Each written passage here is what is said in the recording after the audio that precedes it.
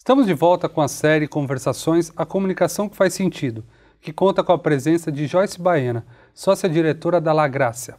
Neste quarto e último bloco da série, vamos falar de práticas. Abordaremos algumas dicas úteis para o dia a dia do servidor público. Eu sou o Thiago Santos e este é mais um Conversações.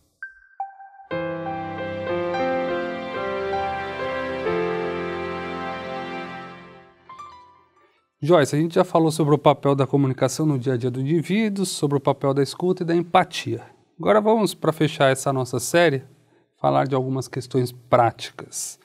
Um dos grandes dificultadores da comunicação é você ter uma linguagem comum.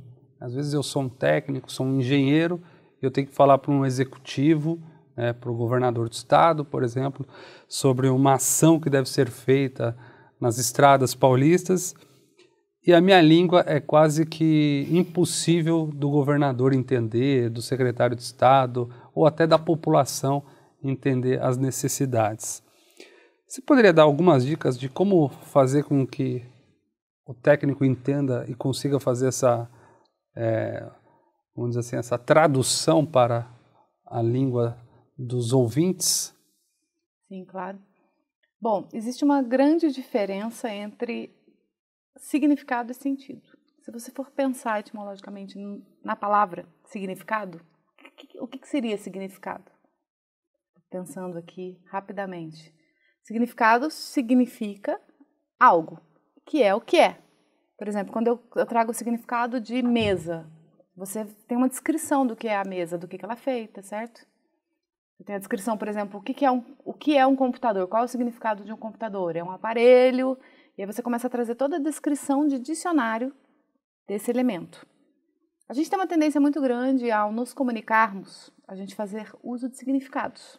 Então a gente traz dados, a gente traz números, a gente traz informações, a gente traz descrições das coisas, mas a gente pensa pouquíssimo no sentido que eu estou passando para outra pessoa. O que seria o sentido? O sentido é o que você entende daquilo, é o que você percebe daquilo, ele é individual. E o sentido ele vai se modificar de acordo com a tua crença, de acordo com os teus hábitos, de acordo com a sua cultura, né? O que faz sentido para mim pode não fazer para você. Então, se eu venho aqui e falo assim, vou falar, por exemplo, eu adoro sanduíche, certo? O que seria sanduíche? Se eu pensar no significado de sanduíche, ele é pão. Depende do que você coloca nele. Recheio e pão. Recheio e pão, mas qual é o recheio? Se eu for pensar no Sim. significado, efetivamente, eu tenho que traduzir de forma palpável o que é o sanduíche. Então, ele é lá 2 pães, gergelim, tomate, queijo, não sei o que. Eu vou descrever o sanduíche. Agora, se eu for pensar no sentido do sanduíche, para mim é uma delícia. Nossa, para mim é bizarro. Eu não quero comer de jeito nenhum. Aí, se eu já almocei, de repente, eu vou ficar meio assim com o sanduíche. Se eu não almocei ainda, pode ser que me dê fome. O sentido ele vai mudar de acordo com o contexto e com tudo isso. Quando a gente vai passar uma informação para uma outra pessoa, a gente tem que sempre pensar qual o sentido que eu quero transmitir com esse significado que eu estou passando. A gente não pensa muito nisso, a gente vai lá e joga significados. E aí quando você vai para a linguagem técnica, isso é pior ainda. Por quê? Porque você imagina uma pessoa que é muito letrada, né, um acadêmico. Sim. Ele tem vários termos que ele usa no dia a dia que são comuns de uso dele. Um engenheiro, um médico, advogado, né? Advogado também tem muito essa Ex-nunc. Ex-nunc, né? Então, ele parte do princípio dele para comunicar e aí a coisa para aí, porque eu tenho uma barreira aqui na frente. Porque aquilo que ele está dizendo não faz sentido para mim, porque não faz parte do meu dia a dia. Não faz parte... Aquela palavra, inclusive, que ele usou, tem um outro sentido completamente diferente para mim. Se a gente for parar para pensar... quando a gente só o fato de a gente começar a pensar no sentido já começa a mudar um pouco a história. Tem alguns exemplos muito interessantes assim que a gente tem em sala de aula, né, sobre isso. Teve uma menina uma vez da Coca-Cola, ela precisava passar uma informação adiante e ela precisava falar sobre a área dela e mostrar a importância da área dela dentro da empresa. E a primeira vez que as pessoas falam, normalmente elas se focam nos significados, né? Porque é como elas estão acostumadas. Então, ela chegou lá na frente e trouxe vários significados. Eu sou fulana, eu trabalho na área XYZ, deu o termo lá que era uma sigla, que normalmente a gente usa muito siglas, né? No nosso dia a dia. E são siglas que fazem parte do nosso universo. Então, ela usou a sigla, eu trabalho na área XYZ, eu trabalho dentro de um galpão de 5.000 metros quadrados. Nesse galpão, eu sou responsável por fazer com que os produtos cheguem rapidamente ao ponto de venda. Nós temos X número de pessoas, nós representamos X resultado dentro da empresa, e aí números e números e números e números e números, e aí a gente fica boiando sobre o que é que efetivamente essa garota faz, porque eu não consegui estabelecer sentido. O que ela precisou fazer para estabelecer sentido para a gente? Ela vai lá no meu público e quanto mais amplo é o público que você precisa atingir, mais o sentido que você vai criar, os cenários que você vai criar tem que ser universais. Então ela ficou pensando, bom, o que é que pode ser universal e que pode ser comum a todo mundo para que todo mundo entenda o que eu vou falar. Aí ela pensou num cenário. Imagina que você vai abrir um restaurante, isso é a segunda explicação dela sobre a área.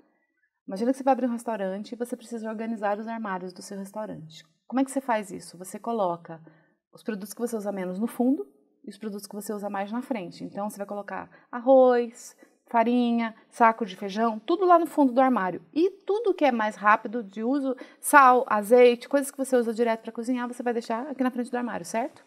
Pois é.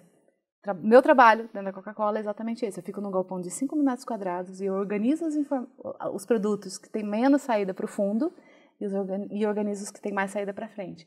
Com isso, na hora que o caminhão chega, ele carrega rapidinho e eu consigo agilizar o processo desses produtos chegarem no ponto de venda. Agora a gente começa a criar sentido naquilo que está sendo falado. E aí, putz, tem milhões de exemplos, né? Teve uma pessoa que foi falar sobre área de continuidade do negócio. Quando ela se baseia somente em significados para falar, ela fala, a área de continuidade do negócio é uma área que garante que o conhecimento e o futuro da empresa estejam salvos.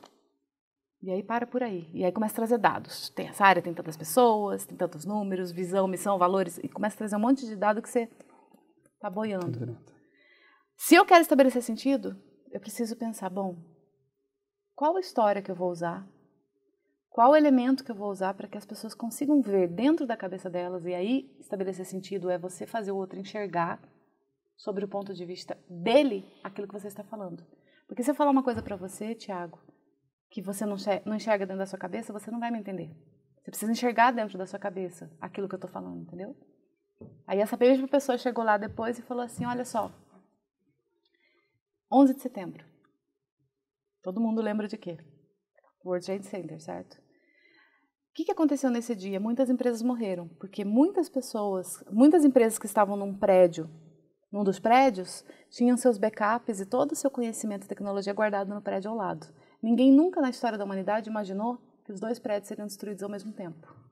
A partir do momento de 11 de setembro, as empresas começaram a prestar muito mais atenção numa área que a gente chama de área de continuidade do negócio, que é essa área responsável por armazenar, tanto em cloud, né, nuvem, quanto a 5.000 milhas de distância, todo o conhecimento e todas as informações e toda a tecnologia da empresa. Então, são todos os servidores, inclusive aquelas questões de o presidente não viajar junto com o presidente no mesmo avião, também faz parte da área de continuidade do negócio. Essa área tem vários nomes dentro, mas ela cuida exclusivamente disso, de preservar o futuro da empresa, guardando conhecimento e tecnologia. Agora, olha só, quando eu trago essa frase de novo, ela começa a fazer mais sentido. Então, se eu puder dar uma dica para o servidor, toda vez que ele for falar algo para outra pessoa, é pensar que tipo de exemplo universal, que tipo de analogia, que tipo de metáfora, às vezes, que eu preciso criar para que as pessoas entendam algo que é complexo. Mas eu preciso primeiro criar essa conexão para a pessoa entender o que eu estou falando, porque senão, se você soltar um termo que as pessoas não conhecem, elas não vão ver na cabeça delas e elas começam... É como se você estivesse abrindo buracos na plateia, as pessoas vão caindo lá dentro e nunca mais voltam. Existe algum exercício que as pessoas... Porque eu acho que a grande dificuldade é as pessoas, um pouco do que a gente já falou, da empatia, as pessoas se colocar no lugar do outro. Sim. Né? Porque a gente está tão viciado naquela linguagem, como você mesmo colocou, de advogado, de engenheiro, de... seja lá qual é o seu negócio, que às vezes a gente até não consegue enxergar esses nossos vícios. Existe algum exercício que você recomendaria? Ah, tem vários, mas tem um que é maravilhoso, que é se filmar. toda vez que você precisar passar uma informação adiante, primeiro, dá um passo para trás. E tem uma pergunta que a gente sempre ensina em aula, que é muito legal. A gente fala muito em objetivo, né? Objetividade e clareza. Esses exemplos que eu acabei de trazer tem muito a ver com isso, né? De você ser objetivo, mas você também ser claro. Porque você pode ser objetivo, mas você pode não ser claro. Então, dá um passo para trás quando você tiver que falar alguma coisa, ou quando você tiver que fazer uma comunicação, e se pergunte, o que efetivamente é o meu objetivo, mas não em função daquilo que você deseja, mas em função do outro. O que eu quero que o outro faça a partir do momento em que ele sair da minha comunicação? Seja ela uma apresentação, seja ela uma reunião que eu vou fazer, o que eu quero dessa pessoa que está na minha frente?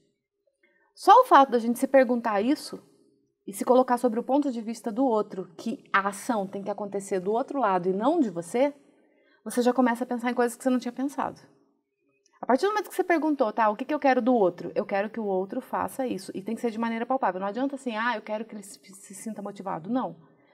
Sempre se pergunte mais, motivado para quê? Enquanto te existir um para quê e um quê na frente, é porque a resposta não tá boa ainda. Tá, eu quero que a pessoa se sinta motivada a vender 10 planos de saúde no próximo mês. Agora tá mais palpável. Legal. Agora, como é que você vai fazer isso? Que ferramentas você tem que dar para essa pessoa para que ela se sinta motivada? A partir do momento que a gente começa a se questionar mais, antes de fazer a comunicação, e antes mesmo de abrir um PowerPoint ou de pegar um papel, quando a gente começa a fazer esse questionamento, a gente começa a enxergar mais o outro lado. Tem uma outra pergunta que é muito legal. A gente pode fazer: se isso que eu quero vender para outra pessoa, essa ideia que eu quero passar para outra pessoa, essa solução, esse processo, seja lá aquilo que eu estou querendo falar para as outras pessoas, não existisse na vida delas, o que aconteceria com elas? Aí você começa a identificar a importância daquilo que você está falando para o outro. Porque ao identificar os gaps, os buracos e se você chegar à conclusão de que a pessoa realmente não precisa daquilo, então esquece de fazer comunicação, entendeu? Você não precisa. Agora, eu preciso realmente me questionar nesse sentido. E na hora que você tiver isso bem organizado, né, que você identificar esses problemas, traz esses problemas para a sua comunicação, começa por aí sempre. A gente sempre fala, comunicação interessante é aquela comunicação que eu começo a estabelecer o sentido no começo. E como é que eu estabeleço o sentido? Eu preciso daquilo que você tem para me falar, eu tenho que identificar isso na minha vida e identificar que isso é um problema meu. Aí eu começo a prestar atenção em você. E aí eu fico interessado, se você chegar já com a solução de cara, eu não vou me interessar, porque já está mastigado, entendeu? Você primeiro cria a necessidade, fala da realidade do outro, e depois você começa a trazer a solução, porque daí a pessoa já comprou a ideia. Para que você trouxer a solução, ela já vai estar com você. E sempre partindo do princípio de que eu preciso falar dentro dessa realidade do outro, e não daquilo que está dentro da minha realidade total. Depois que você tem isso, se filma. Você assista 1, 2 vezes, porque tem gente que fala de técnica de espelho, né? Que você vai lá na frente do espelho e fica falando. Mas o espelho você consegue mudar, a filmagem não. Quando você se filma... Tá lá. Tá lá, cara. Você vai assistir o negócio e não tem como você mudar, já tá gravado. Mesmo que você fale assim, não, esse não sou eu, é você. E aí é muito interessante, porque você começa a eliminar os ruídos. Você começa a perceber onde é que você engasgou, onde é que a informação não estava tão clara. Você começa a se ver como se você fosse o outro. E isso é muito interessante quando a gente está falando em comunicação, se enxergar no lugar do outro. Bem legal. Bom, Joyce, nosso tempo acabou para a nossa série, mas eu agradeço a sua presença, a sua disponibilidade de ter vindo aqui conversar com a gente. Tá? Foi um prazer poder compartilhar desse momento aqui contigo e aprender um pouco mais sobre comunicação. Obrigada pela oportunidade. Agradeço você também que nos acompanhou em toda a nossa série e eu te espero no próximo programa. Até lá!